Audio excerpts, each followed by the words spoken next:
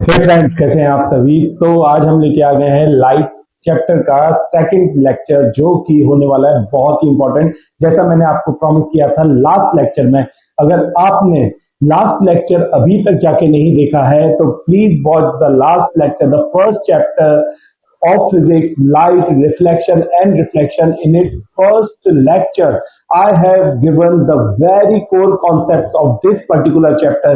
अगर आप conceptually life में आगे बढ़ना चाहते हैं, especially in physics, तो पहले हमारा लाइट का फर्स्ट लेक्चर देखना बिल्कुल भी ना भूलें। और आज मैंने जैसा प्रॉमिस किया था आपको कराने जा रहा हूं बहुत ही कोर कॉन्सेप्ट्स लाइट चैप्टर के।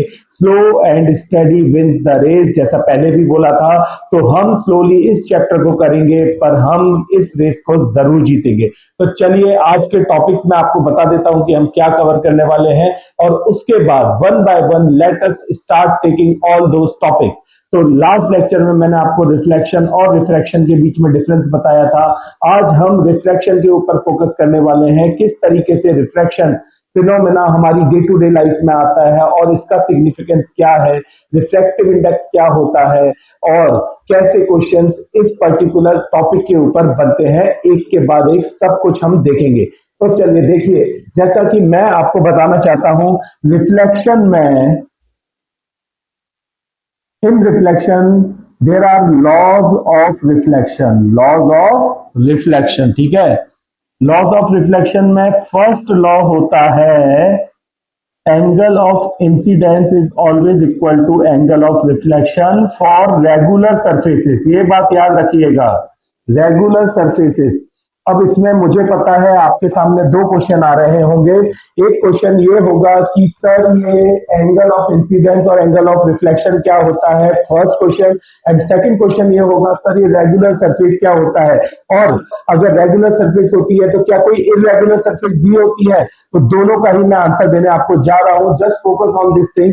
सपोज ये एक सरफेस है, ये प्लेन मिरर है, सपोज ये एक रेगुलर सरफेस है।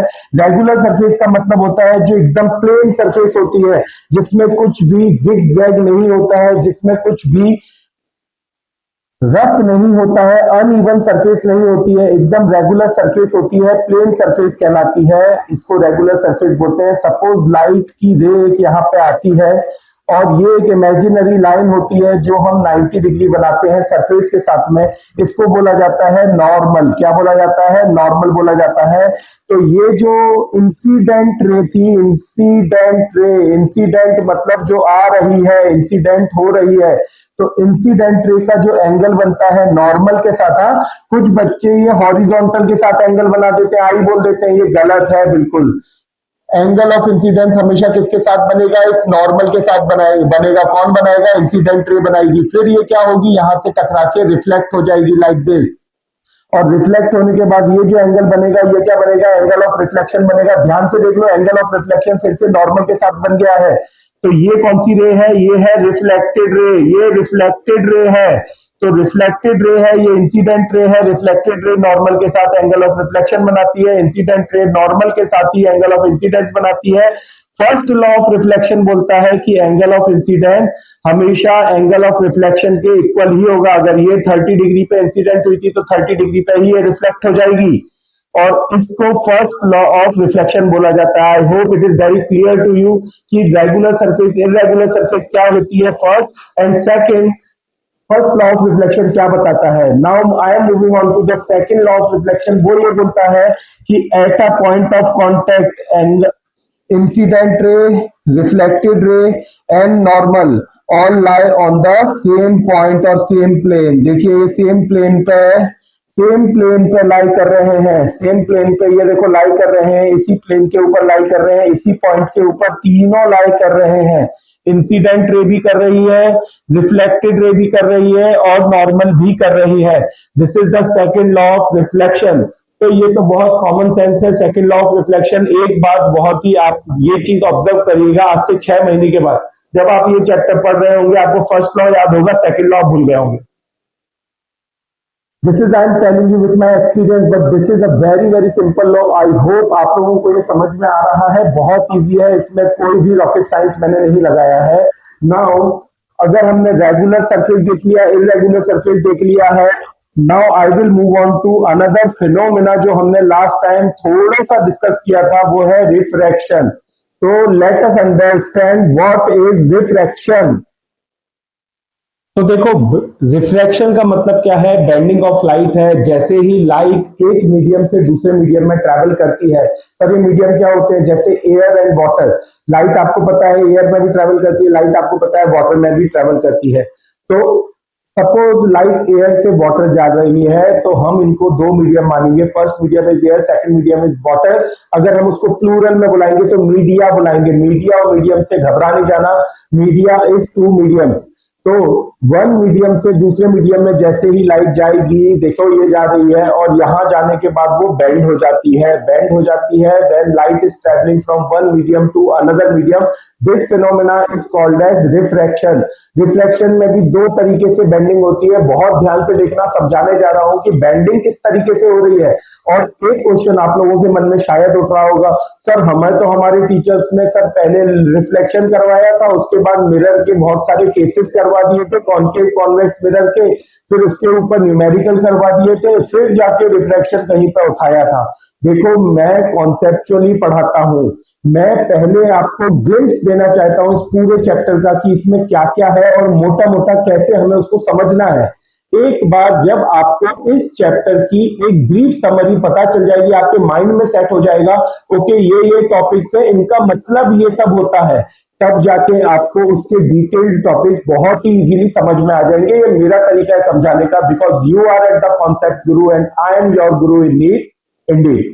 तो हम रिफ्लेक्शन पढ़ने जा रहे हैं और रिफ्रैक्शन में मैं आपको सिखाने जा रहा हूं बेंडिंग ऑफ लाइट के किस तरीके से बेंडिंग होती है। तो सपोज ये एक मीडियम है एयर और ये वाला मीडियम है वाटर। तो एयर से वाटर लाइट आ रही है और आप मुझे बताइए कि एयर और वाटर में कौन सा मीडियम ज्यादा डेंस है, कौन सा मीडियम कम डेंस है। वैसे कम डेंस वाले मीडियम को रेयरर मीडियम भी बोलते हैं। तो ये बात से घबरा नहीं जाना सर, डेंसर का अपोजिट क्या होता है? रेयरर होता है। तो एयर ऑब्वियसली लेस डेंसर है और ये रेयरर मीडियम है। कैसा मीडियम है? रेयरर मीडियम है। और वाटर उसके कंपैरिजन में क्या है? डेंसर है, डेंसर। तो जहां पे नंबर ऑफ पार्टिकल्स इंक्रीज हो जाएंगे, ऐसी चीज डेंसर होती है। और हिंदी में मैं बताऊं आपको तो जो जितना गाढ़ा होगा वो उतना डेंसर होगा। जैसे वाटर के कंपैरिजन में अगर हम हनी ले लेंगे तो honey is more denser then water, so water is rarer than honey. So similarly, light is traveling from air, which is a rarer medium, to water, which is a denser medium. और जब भी light इस तरीके से travel करती है तो इसकी बेंडिंग कैसे होती है, बहुत ध्यान से देख लो। ये मैं एक इमेजिनरी लाइन ड्रॉ कर रहा हूं, इसको नॉर्मल बोलते हैं, अभी अभी बताया था मैंने। तो दिस इज नॉर्मल, ये एंगल ऑफ इंसिडेंस होगा और अब ये टकरा के बेंड होने वाली है। और ध्यान से देखना है कैसे बेंड हो रही है, ये यू बेंड हो रही है। आप देख सकते हो ओरिजिनली कैसे जा रही थी। Originally it was going like this, ऐसे जा रही थी। आइडियली तो ऐसी ही जानी चाहिए थी, पर ऐसी नहीं जाके ये क्या हो गई? बेंड हो गई। और बेंड होने के बाद वो किसकी तरफ बेंड हुई है? देखो ये नॉर्मल की तरफ बेंड हुई है। ये देखो यहां से यहां गई ना, इस ओरिजिनल पोजीशन से इतनी बेंड हो गई और ये किसकी तरफ जा रही है? नॉर्मल की तरफ जा रही है। इसीलिए ये टुवर्ड्स द नॉर्मल बेंड हुई। कैसी हुई? Towards the normal. ठीक है ना, टुवर्ड्स द नॉर्मल बेंड हो गई।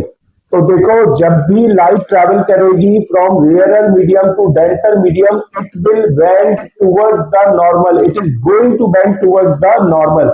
तो सर एक बार नॉर्मल की तरफ बेंड हुई तो क्या अवे फ्रॉम द नॉर्मल भी बेंड होती है? Yes, definitely away from the normal भी बेंड होती है। अगर यही फिनोमेना उल्टा हो जाएगा, मतलब कि अगर लाइट डेंसर से रेयरर मीडियम की तरफ जाएगी तो वो away from the normal bend हो जाएगी। मतलब जो उसका ओरिजिनल पाथ था वहां से वो बेंडिंग तो होगी, पर वो नॉर्मल की तरफ नहीं, नॉर्मल से दूर पे बेंडिंग हो जाएगी। इस तरीके की बेंडिंग को हम बोलते हैं तब जब लाइट ट्रेवल करती है from denser to rarer medium. तो ये दो तरीके की बेंडिंग है जो हम रिफ्लेक्शन में देखते हैं, towards the normal and away from the normal. Okay, तो सर अब हमें समझ में आ गया है कि टुवर्ड्स द नॉर्मल कैसे बेंडिंग होती है सर, पर अवे फ्रॉम द नॉर्मल आपने ओरली बोल के बताया, तो हमें थोड़ा सा अगर आप विजुअली दिखा देंगे ना तो ज्यादा बेटर हो जाएगा कि किस तरीके से away from the normal bending होती है। तो मैं आपको एक ही एग्जांपल कोट कर देता हूं जो आपके बुक में भी दिया हुआ है, वो है ग्लास प्रिज्म का। तो ग्लास जो होता है ना, जो शीशा होता है, मतलब वो वाला कांच, मिरर नहीं, वो जो शीशा होता है, ग्लास होता है, तो ग्लास में लाइट कैसे बेंड हो जाती है वो मैं आपको दिखाने वाला हूं, टुवर्ड्स द नॉर्मल भी, अवे फ्रॉम द नॉर्मल भी। उसके लिए हम एक ग्लास स्लैब ले लेंगे। तो यहां पे एक मैंने ग्लास का स्लैब ले लिया है, ये ग्लास स्लैब है। सर इसके अंदर एयर भरी हुई है क्या? नहीं, ये पूरी ग्लास की लेयर्स है इसके अंदर, याद रखना इसके अंदर एयर नहीं है, ये पूरा ग्लास ही है। ठीक है, इसकी थिकनेस है ग्लास की, ये थिकनेस को मैंने यहां पे दिखा दिया है। तो this is the thickness of the glass. Sir इसके आजू बाजू सर यहाँ पे क्या, बाहर क्या है? तो बाहर का जो मीडियम है वो एयर है, ये वाला जो मीडियम है ये एयर है, ये वाला जो बाहर है ये भी एयर है, और यहाँ पे एयर से होती हुई लाइट आती है ग्लास की तरफ, ग्लास स्लैब में आती है। यहां देखो नॉर्मल बना देता हूं जल्दी से, मैं नॉर्मल बना दी मैंने। तो जैसे ही ये लाइट यहाँ पे इंसिडेंट होती है, इसको एक नया मीडियम मिलता है, और इस कारण से ये क्या हो जाती है, बेंड हो जाती है टुवर्ड्स द नॉर्मल। जैसे मैंने अभी अभी आपको बताया था, ओरिजिनली कैसे जानी चाहिए थी, यू जानी चाहिए थी, पर यू नहीं जाके कैसे हो गई, नॉर्मल की तरफ बेंडिंग हो गई, ऐसे बेंडिंग हो गई। अब क्या होगा सर, यहां पे फिर से ये ग्लास से, ये जो ग्लास है, ये पूरा मीडियम ऊपर से लेके नीचे तक सब कुछ ग्लास है, यहाँ पे कहीं एयर या वाटर नहीं भरा हुआ है। तो अब ये सर वापस ग्लास से देखो ये सरफेस पे आ गई, तो फिर से बेंडिंग होगी, पर अब ये एयर में वापस जा रही है, एयर में वापस जा रही है, तो फिर से एक नॉर्मल बना दो। ये देखो नॉर्मल बना दिया मैंने, अभी ऐसे ही खींच देता हूं, ज्यादा क्लियर हो जाएगा। ये नॉर्मल बना दिया मैंने, इस एंगल पे ये यहाँ पे आई, नॉर्मल के पास में आई। अब क्या होगा, अब ये away from the normal bend होगी। मतलब आइडियली कैसे जानी चाहिए थी, अगर हम इसकी पोजीशन को चेंज नहीं करें तो ये ऐसी जानी चाहिए थी, पर अब ये क्या हो जाएगी, away from the normal bend होके ये यू चली जाएगी। तो आप देख सकते हैं कि ये रही नॉर्मल, ये इसका ओरिजिनल पाथ था, ओरिजिनल पाथ से भी ये दूर चली गई, मतलब कि नॉर्मल से दूर चली गई, ये रही नॉर्मल, इससे ये दूर चली गई। तो this bending is away from the normal. क्यों ऐसा हुआ? क्योंकि वो डेंसर मीडियम से, कैसे मीडियम से, डेंसर मीडियम से कहां गई, लेयर मीडियम में गई, मतलब मोर डेंसर मीडियम से लेस डेंसर मीडियम की तरफ गई। So whenever the light will travel from the denser medium to rarer medium, उसकी बेंडिंग क्या होगी, अवे फ्रॉम द नॉर्मल होगी। अच्छा सर, ये दोनों लाइन जो है ना, एक तो ये लाइट और ये लाइट, अगर आप इसको ध्यान से देखेंगे तो ये दोनों क्या दिखती हैं, पैरेलल दिखती हैं। तो ये एग्जैक्टली पैरेलल होती है, ये बात याद रख लेना। तो ये है एंगल ऑफ इंसिडेंस, इसको हम एंगल ऑफ रिफ्लेक्शन मान लेते हैं, R1 मान लेते हैं। और अगर आप इनको ध्यान से देखोगे, ये दो पैरेलल लाइन है, ये ट्रांसवर्सल है, तो ये एंगल इसके बराबर होने वाला है। क्यों सर? ये ऑल्टरनेट इंटीरियर एंगल्स है। मतलब अगर ये R1 है, इसको मैं चलो R2 नाम दे देता हूं अभी आपके लिए, तो R1 जो है वो R2 के बराबर होने वाला है, ये बात याद रखना। इसके बाद ये जो एंगल होगा, ये यहां से लाइट जो है वापस बाहर निकल रही है, तो इसको हम एंगल ऑफ एमरजेंस भी बोल सकते हैं, ई भी बोल सकते हैं। तो angle of incidence, angle of incidence is always equal to angle of emergence. Angle of incidence हमेशा एंगल ऑफ इमरजेंस के बराबर होगा। अगर आप ध्यान से देखेंगे तो ये भी ऑल्टरनेट इंटीरियर एंगल्स है। तो ये रही लाइट, ये रही नॉर्मल, उसके बाद ये रही वापस, तो ये देखो ध्यान से, ये रहे। So these are also alternate angles and hence alternate angles are always equal when the lines are parallel. जब भी lines parallel होती हैं तो alternate angles क्या बन जाते हैं, इक्वल बन जाते हैं। एंड इस कारण से एंगल ऑफ इंसिडेंस ये वाला is equal to angle of emergence. And similarly refraction 1 और रिफ्रैक्शन 2 जो हुआ जिस एंगल पे, वो एंगल भी आपस में क्या हो जाएंगे, इक्वल हो जाएंगे, क्योंकि वहां पे भी ऑल्टरनेट इंटीरियर एंगल्स फॉर्म हो रहे हैं। R1 था, ये R2 है, दोनों में ऑल्टरनेट इंटीरियर एंगल्स फॉर्म हो रहे हैं।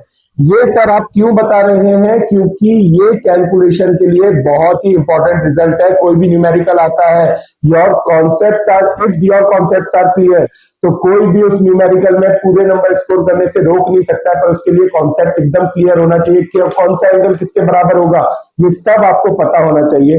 तो देखो बातों बातों में हमने reflection through the glass slab पढ़ लिया, और इसके बाद ही अब मैं आपको सिखाने जा रहा हूं कि लॉज ऑफ रिफ्लेक्शन में क्या आता है। देखो मैंने आपको लॉज ऑफ रिफ्लेक्शन तो बता दिए थे, अभी अभी बताए थे, रिफ्लेक्शन के लॉज बताए थे, पर रिफ्रैक्शन का लॉ नहीं बताया। एक ही लॉ आपकी बुक में दिया हुआ है, वो मैं अभी आपको बता देता हूं। रिफ्रैक्शन का भी लॉ होता है, इसको बोला जाता है स्नेल्स लॉ। क्या बोला जाता है?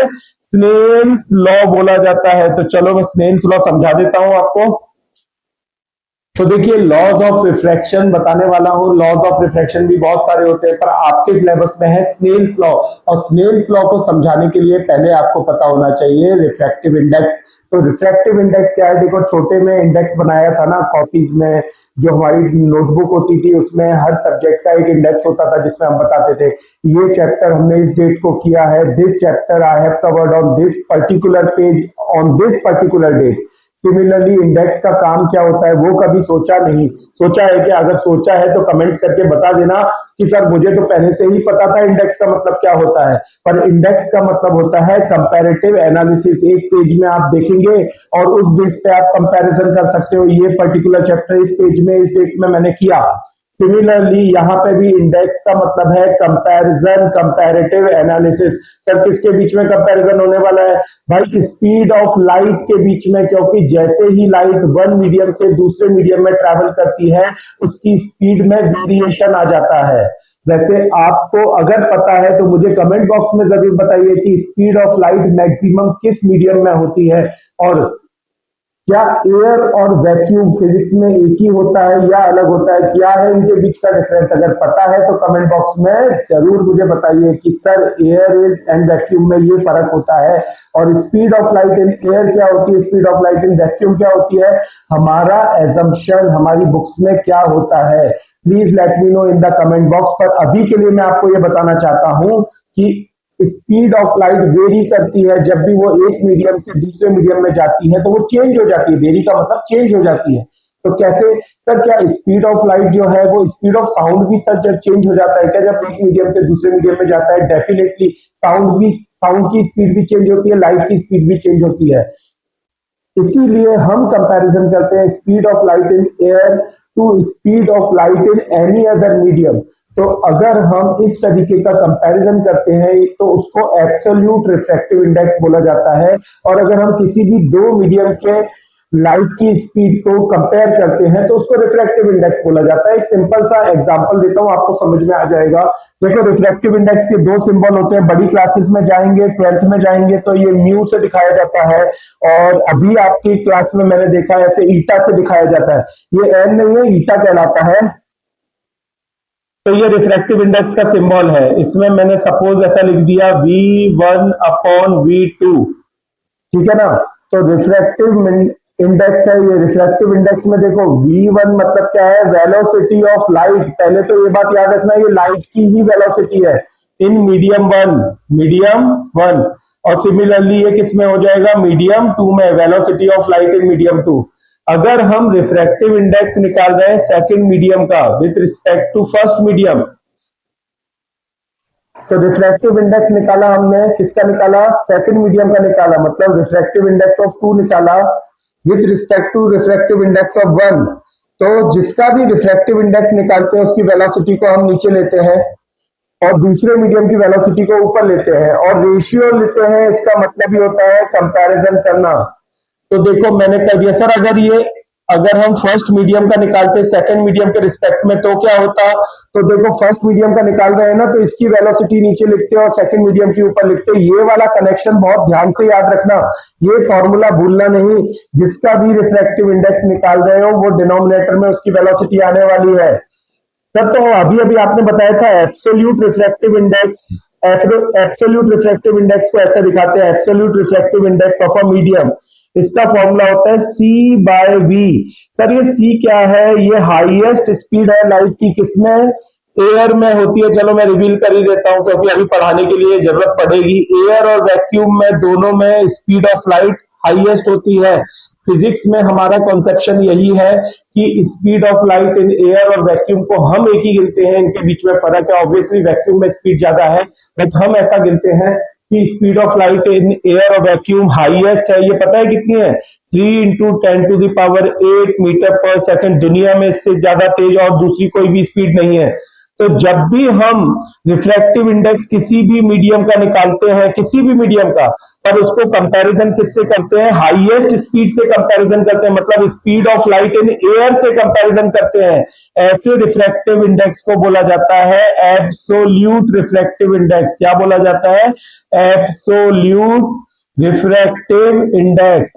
तो एब्सोल्यूट का मतलब क्या है? आपने सबसे बड़ी वैल्यू के साथ किसी भी चीज का कंपैरिजन कर दिया तो उसको एब्सोल्यूट बोला जाता है। जैसे आपकी मम्मी ने या पापा ने आपका कंपैरिजन क्लास के टॉपर से कर दिया तो वो एब्सोल्यूट हो जाएगा। इसी तरीके से रिफ्रैक्टिव इंडेक्स भी एब्सोल्यूट कब होता है?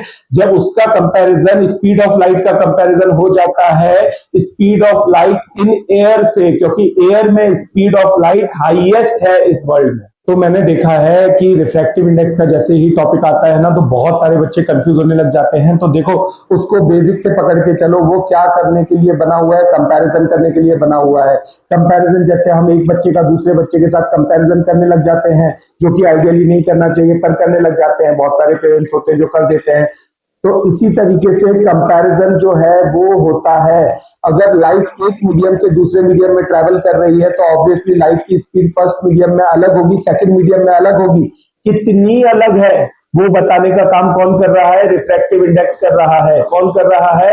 रिफ्रैक्टिव इंडेक्स कर रहा है। इसी तरीके से रिफ्रैक्टिव इंडेक्स मीडियम 1 और मीडियम 2 का मैंने बताया आपको, फिर मैंने एब्सोल्यूट रिफ्रैक्टिव इंडेक्स बताया। तो एब्सोल्यूट रिफ्रैक्टिव इंडेक्स में भी वही है, कंपैरिजन ही हो रहा है, बट उसमें एक पैरामीटर फिक्स कर दिया गया है कि speed of light in air के रिस्पेक्ट में कंपैरिजन हो रहा है। जो मैंने आपको एग्जांपल दिया कि आपका कंपैरिजन अगर किसी एक बच्चे से किया तो वो नॉर्मल रिफ्रैक्टिव इंडेक्स है, पर आपका कंपैरिजन अगर टॉपर से कर दिया तो वो एब्सोल्यूट रिफ्रैक्टिव इंडेक्स है। सर यहाँ पे टॉपर क्या है? यहाँ पे speed of light in air ही टॉपर है।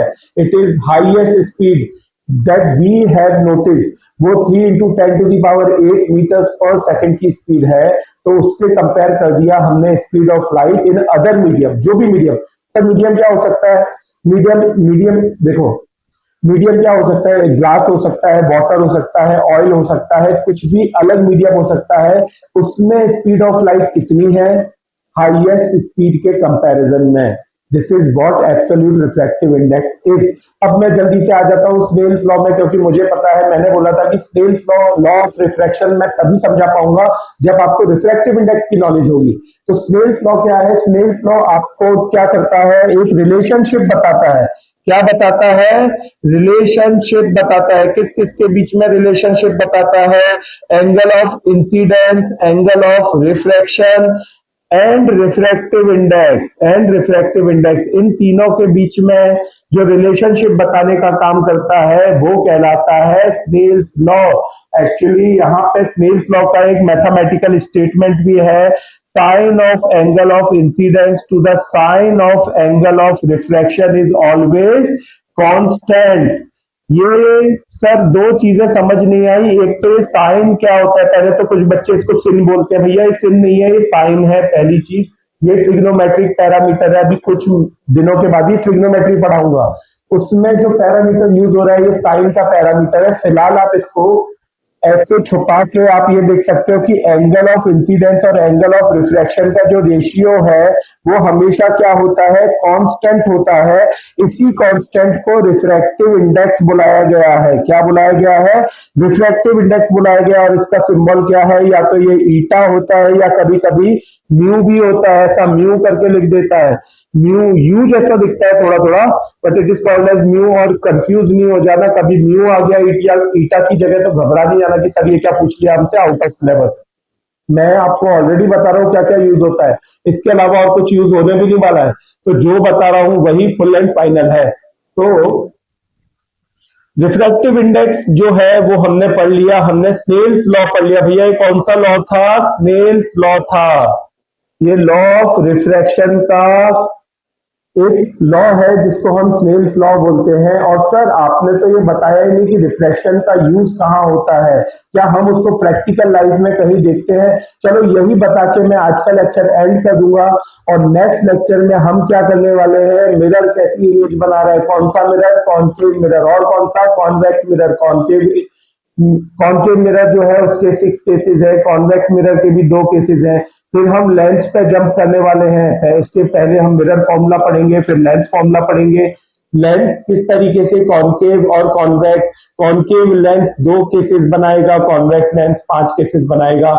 ये सारे केसेस हम करने वाले हैं नेक्स्ट लेक्चर में। तो हमारे साथ बने रहिए इस बहुत ही यूनिक सीरीज में लाइट रिफ्रैक्शन एंड रिफ्लेक्शन के और प्रैक्टिकल एग्जांपल देके इस वीडियो को मैं एंड करने वाला हूं। पर अगर आपने अभी तक हमारा चैनल लाइक नहीं किया है, सब्सक्राइब नहीं किया है और शेयर नहीं किया है तो ये कर दीजिएगा, क्योंकि आपके सब्सक्रिप्शन से हमें बहुत ही बूस्ट मिलता है, हमें एनकरेजमेंट मिलता है कि चलो लोगों को ये चैप्टर, ये चैनल कुछ दे रहा है इस सोसाइटी में और कॉन्सेप्ट क्लियर कर रहा है हर एक बच्चे के। तो अगर चैनल लाइक नहीं किया है तो लाइक करें, सब्सक्राइब करें और share among your friend circle, because विद्या बांटने से ही बढ़ती है। तो चलिए प्रैक्टिकल एग्जांपल ले लेता हूं, जल्दी से बताता हूं कि रिफ्रैक्शन कहां पे यूज होता है। क्या आपने कभी ऐसा देखा है कि आपने वाटर के अंदर एक पेन को डाल दिया और वो पेन या तो आपको टिल्टेड दिख रहा है, बैंड दिख रहा है उसकी पोजीशन से, या फिर वो ओरिजिनल जिस जगह पे है उस जगह पे दिख ही नहीं रहा है। आपने ऐसे हाथ डाला जहां आपको दिख रहा था, आपके हाथ में पानी आ गया, या तो पेन ऐसा आपने सीधा रखा था पर दिख ऐसा रहा है। तो ये जो है एक प्रैक्टिकल एप्लीकेशन है जो हम डे टू डे लाइफ में देखते हैं रिफ्रैक्शन की। सिमिलरली एक बहुत जबरदस्त एग्जांपल देने जा रहा हूं, वो है मिराज का। तो क्या आपने मिराज नोटिस किया है क्या कभी? चलो नहीं किया है तो बता देता हूं जल्दी से। जब बहुत कड़क धूप होती है और हम कोई अपना व्हीकल लेके वहां से सड़कों में निकल जाते हैं, रोड में, तो हमें कुछ ऐसा वाटरी जैसे हिल रहा है ना, ऐसे सड़क हिलती हुई लगती है दूर से देखने में। पास जाते हैं तो नॉर्मल ही होता है, भैया सड़क तो तभी हिलेगी जब भूकंप आएगा, भूकंप नहीं आ रहा है, ये सिर्फ इल्यूजन है, ये रिफ्रैक्शन की वजह से क्रिएट होता है। इसको मिराज बोला जाता है, मिराज इफेक्ट बोला जाता है। तो मिराज इफेक्ट जो है वो बहुत ही इंपॉर्टेंट एप्लीकेशन है या day to day life application है किसकी? रिफ्लेक्शन चैप्टर की। तो चलिए फिर मिलेंगे एक नए लेक्चर में लाइट के 3rd पार्ट में, जो कि बहुत सारे कॉन्सेप्ट्स को लेके आ रहा है, साथ ही साथ इंट्रोड्यूस करने वाला हूं उसमें मिरर फॉर्मूला, लेंस फॉर्मूला और न्यूमेरिकल्स बेस्ड ऑन दैट। सबसे इंपॉर्टेंट, बच्चे घबरा जाते हैं न्यूमेरिकल, सर मेरे से नहीं बनते न्यूमेरिकल्स, मैं करवाऊंगा और बनाऊंगा भी। एक न्यूमेरिकल बोर्ड एग्जाम में सही जाएगा, this is my guarantee. So see you in the next lecture. Till then, take care of yourself. Good day. Have a great time. Enjoy yourself.